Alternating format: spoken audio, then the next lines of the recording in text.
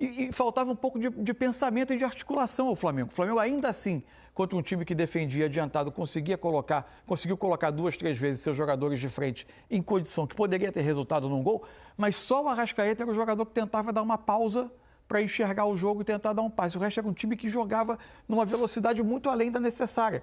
Eu achava que a entrada do Gerson poderia mudar um pouco esse perfil do Flamengo no segundo tempo, ter um pouco mais de controle, mas aí se somou também uma outra questão do jogo de hoje, né? Muita atuação individual abaixo do que os jogadores podem fazer, né? Até na ocupação de espaço, se for ver, né? Isso também. Não sincronizou nada com bola, uma boa opção que eu estou dando, um faz um movimento, aquele terceiro homem para receber. Hoje o Flamengo ele não trouxe isso. O Wesley entrou muito abaixo do que ele tem jogado, muito abaixo. O próprio Gerson cometeu mais erros do que de costume.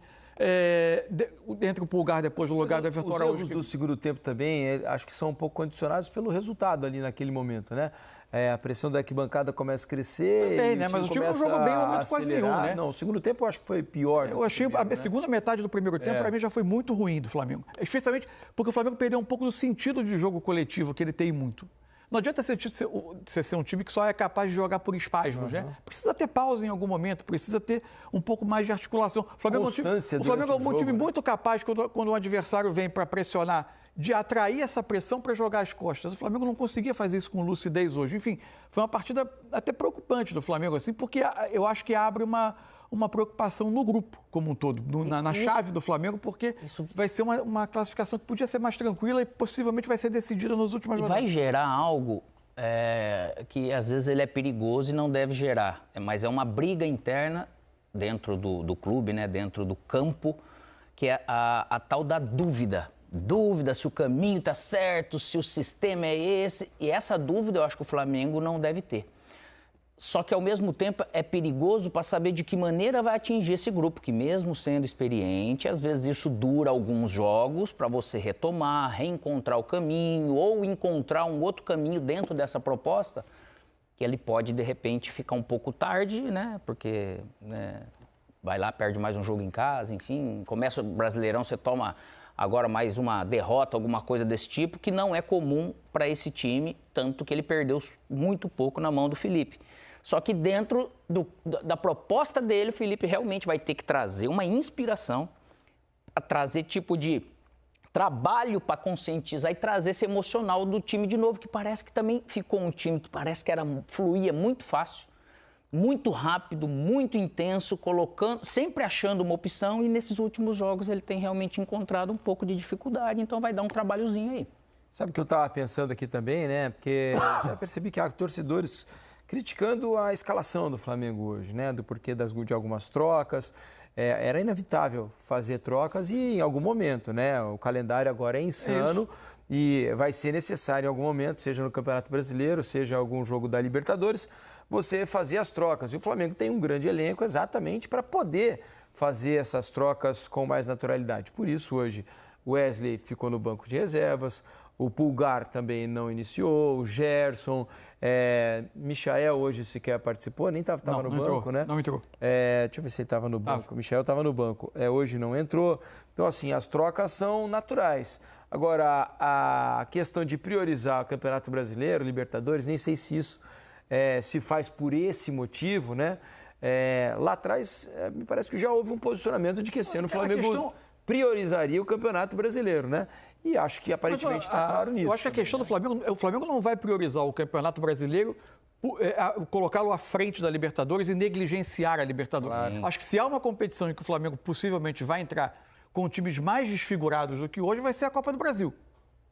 Isso eu acho que vai acontecer pelo que está sinalizado. As prioridades são Brasileiro e Libertadores e a Copa do Brasil em seguida, como eu acho que é natural que seja. Os titulares não vão poder jogar todos os jogos. Você vai precisar fazer troca. Isso é absurdo. A gente vai precisar se habituar a isso nesse calendário. Eu acho que é mais aquela coincidência do momento, e eu estou jogando em casa, e por mais que você fale assim, o central ele marca bem, se defende bem e tal, você também acredita que em casa você vai ter essa condição de entrar com alguns pro segundo tempo, de você fazer um jogo melhor que o Flamengo ele fez por isso no primeiro tempo.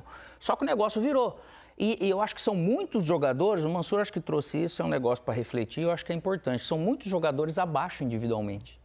Tanto que a própria zaga, se for ver, cara, sempre deu uma sustentação absurda nesse sentido e hoje toma 2 gols que você fala, poxa, não é comum. O segundo gol não é normal, a forma como o Flamengo defendeu mal aquela bola parada. Isso, então deu uma dormidinha, que essa dormidinha ele dá. Não tem como você jogar um jogo em casa da Libertadores e falar, eu vou poupar pro brasileiro, isso aí não existe. Só que coincidiu de um jogo, ele falou, aqui eu preciso dar uma segurada. Isso foram 3 jogadores, gente. Não dá para imaginar, o Flamengo vai receber o Central Córdoba no Maracanã. Por mais que seja um time argentino que está no meio de tabela do Campeonato Argentino, que não, obviamente não vai ser um time primário que vai chegar no Maracanã, mas você precisa esperar que com o elenco que está montado, que é possível. Eu acho que a discussão não está na formação.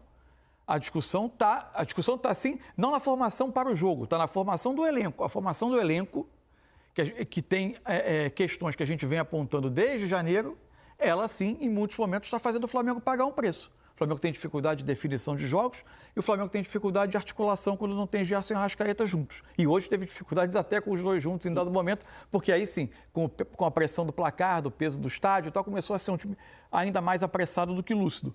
E chega ao final do jogo com uma formação... Felipe, vai vendo, Mansur, você vê que de repente o Flamengo gerou tão pouca surpresa nesse sistema defensivo que muitas vezes o central ele conseguia sim dobrar essa marcação. Né? Porque entre as linhas, raramente você vai dar chance para um time talentoso igual o Flamengo. Mas a bola ela vai ter que entrar. E aí vai ter que ter o terceiro homem, o quarto homem, aquela questão que o Felipe sempre falou. Preciso ter 2 caras infiltrando. E isso não aconteceu. Esse time que está se defendendo assim, ele começa a se sentir seguro dentro do jogo. E esse seguro dentro do jogo, por quê? Porque essa parte de criatividade desse time, ele vai sempre naquela mesmice que você está fazendo naquele ritmo, você não alterna ritmo, não tem um drible, você não consegue criar nada para falar assim, poxa vida, aqui ele me enganou porque ele estava fazendo assim e agora ele mudou. Então é isso que facilitou um pouco esse sistema de marcação e esse time do Central ele foi ganhando cada vez, foi se enchendo de confiança cada vez mais. Mas você sabe que vendo o jogo ali, especialmente no primeiro tempo, antes até do gol do Central, eu imaginava, falou, poxa, o Flamengo vai vencer com alguma tranquilidade, porque...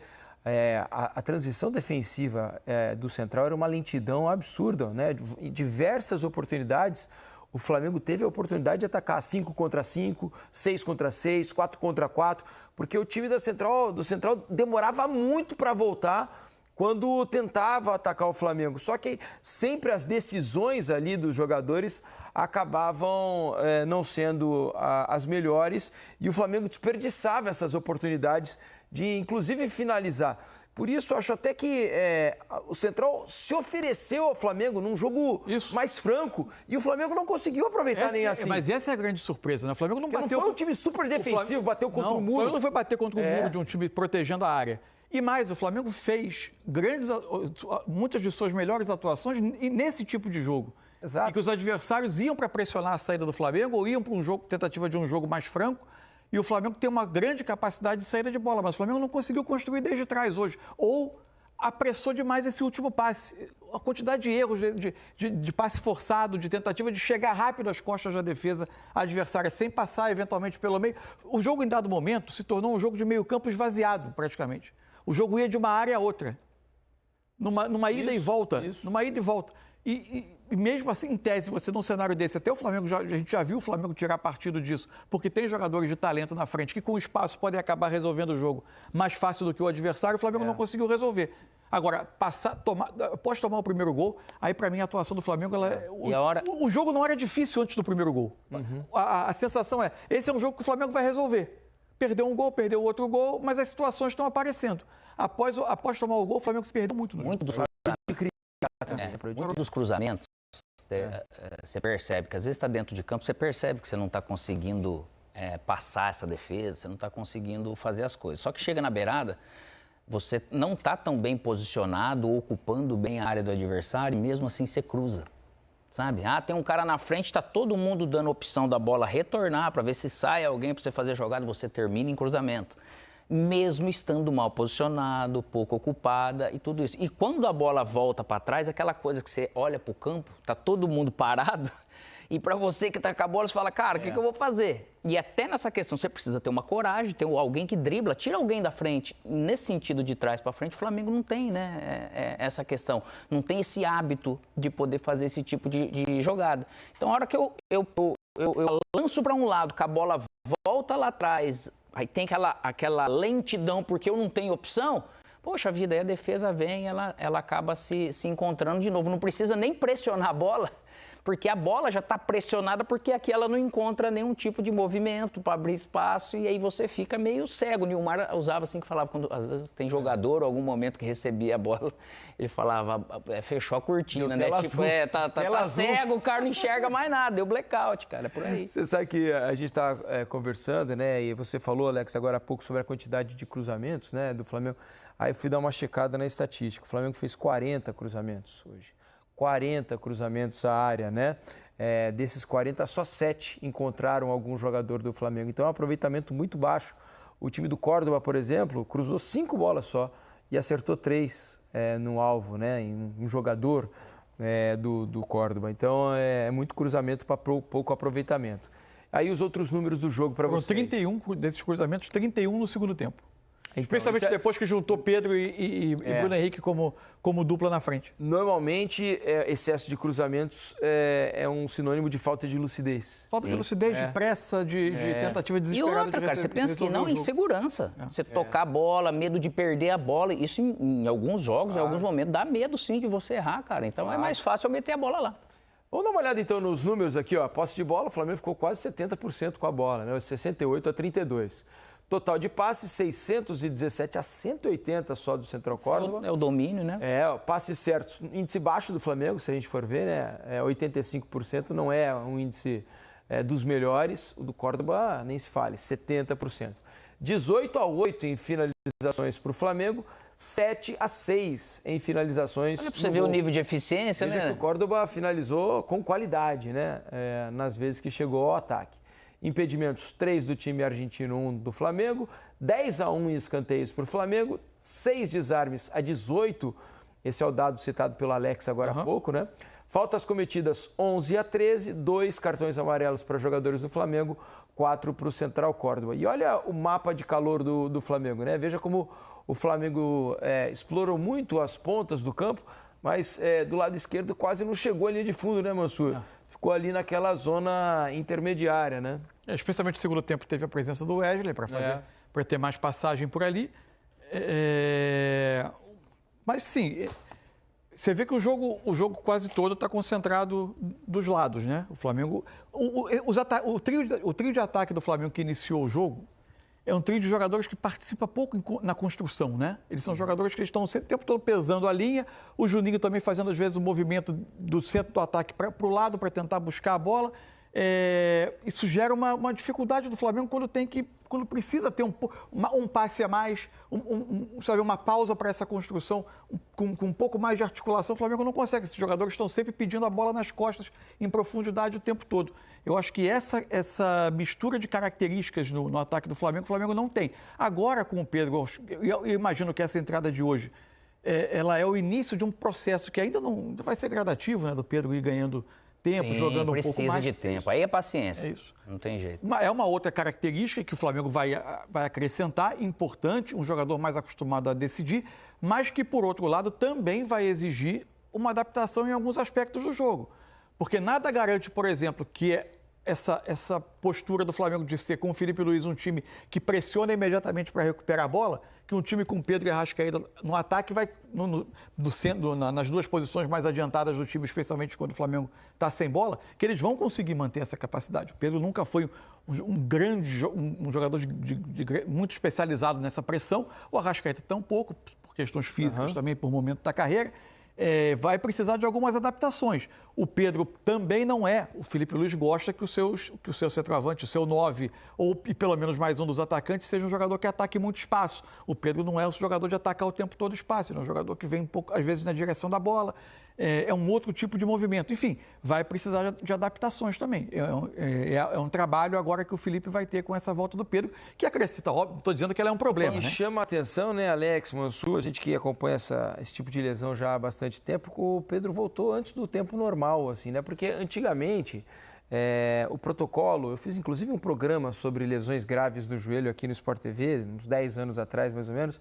Entrevistei diversos médicos especialistas, né? Naquela época eles diziam que o protocolo era de 6 meses para uma lesão de ligamento cruzado anterior, como foi essa do Pedro. Só que os estudos mais recentes, de acordo com os mesmos médicos, né, dão conta de que há uma chance maior de uma recidiva caso o jogador volte ali em torno dos 6 meses, como era antigamente. Então, esse protocolo aumentou um pouco, né? Hoje, os médicos levam de 8, 9 meses, em alguns casos até 1 ano, para que o jogador possa voltar. E o Pedro voltou em 7 meses, né? Hoje são 7 meses desde a cirurgia. Ele teve 3 ações com a bola no jogo só. 3, né? Muito pouco ainda. Deu um passe na direção do gol, né? Um passe, eles chamam de passe, algumas estatísticas chamam de passe decisivo, né? Que é buscando um jogador para em posição de finalização. E deu outros 2, deu ao todo 3 passes, 2 deles completos, não finalizou. E o que é muito natural, cara. Então, assim, aparentemente, né, Alex e Mansur, os médicos conseguiram acelerar de alguma maneira aí esse processo para que ele ajudasse o Flamengo mais rapidamente. A gente tem que entender que de um para outro tem essa diferença. A readaptação a todos os movimentos, ao ganho da sua massa muscular, massa magra, a sua condição de ganho de força de novo e todas as adaptações para todos os movimentos. Né? O pessoal, já numa parte mais antiga, assim, que pega ali dos Estados Unidos, vamos dizer, eles sempre defenderam algo de 8 a 10. Por quê? Porque tem uma readaptação biomecânica que você coloca um enxerto ali no ligamento. Então você ganha força. Teve jogador que com 5 meses, quantos a gente viu voltar a jogar? Não teve problema e teve outros que tiveram. Então, para ter um cuidado, de repente, um pouco a mais com essa readaptação biomecânica por causa da recidiva. Se ele voltou com 7 meses, é óbvio que pela competência do pessoal do Flamengo ele está apto. Isso não impede que ele tenha risco de outro tipo de lesão ou da mesma lesão, tomara a Deus que não, por causa disso. Então, realmente, desde a cirurgia, tudo que ele fez, ele conseguiu realmente, eles, né, conseguiram chegar num ponto para agora estar entrando em campo. Então, eles ganharam um certo tempo. Só que no futebol, às vezes, você pensa que você está ganhando tempo, mas você também está dando um passo muito adiantado. Aí tem alguns riscos de outras possibilidades, que tomara que não aconteça com o Pedro, mas ele vai precisar realmente de mais dias, de mais jogos, para poder se sentir natural de novo. É isso aí, tomara que ele volte à grande forma, né, que estava antes da lesão. Deixa eu mostrar aqui, pedir para colocar de novo a classificação, né, que a gente não destacou como é que está o grupo. Lembrando que está rolando agora o outro jogo do grupo, né, lá em Quito, a LDU está empatando com o Deportivo Táchira 0-0. O jogo começou às 11 da noite, isso. Então, nesse momento, o jogo está no intervalo. Nesse momento, com o empate lá de Quito, um empate ainda provisório, né, o Córdoba está na frente com 4, Flamengo 3, LDU 2, Táchira 1. Esse empate, por enquanto, está ajudando o Flamengo em termos de classificação. O curioso do jogo é que o Táchira finalizou mais que a LDU e o XG, os gols esperados do Táchira, são o dobro da LDU no primeiro tempo. E vou te dizer mais, inclusive, aparentemente a LDU está com problemas para jogar em casa, porque eu fui dar uma olhada nas estatísticas, né, para dar uma olhada no Córdoba antes do jogo contra o Flamengo, o Córdoba também foi melhor. Pelo menos eu não assisti o jogo, do 0-0 da primeira rodada. Nas estatísticas, o Córdoba teve mais finalizações, ficou mais com a bola. Mas foi na Argentina o jogo. O jogo foi na Argentina. Na Argentina. Mas o Córdoba também foi superior. 17-5 finalizações. Gols esperados, 1,32 do Central Córdoba, 0,3 da LDU. Mas aí que tá o detalhe. A LDU já tinha tido bastante problema na primeira rodada. O maior problema não é somente você olhar a tabela agora, porque a tabela, o grupo ele é, de certa forma, favorável ao Flamengo, né? Nesse sentido. Então, você fala, mas o risco agora de não classificar... Né? Nós não estamos falando isso, nós estamos questionando, mas é o rendimento. É lógico que depois ali, se o Flamengo que está acima... Mas eu acho que eu acho que tem uma coisa que é palpável, assim. Não é fácil para equipes brasileiras jogar contra a LDU em Quito. Certo. Não pela questão técnica, também pela questão técnica, mas principalmente pela questão da altitude. Não é um resultado anormal. Então, o Flamengo se vê numa situação em que um resultado que está longe de ser anormal pelo histórico, colocaria o Flamengo pendurado numa situação muito difícil, podendo estar fora da zona de classificação da metade da primeira fase. E vai ser importante recuperar essa derrota, esse ponto perdido em casa, você vai ter que recuperar fora. Ter que recuperar. Só lembrando, né, que o Flamengo tem total condição de, contra qualquer um desses adversários, vencer fora de casa. Só que aí vem a questão também, que esse nível de time do Flamengo, você já tem que pensar em fazer uma campanha para ser das melhores.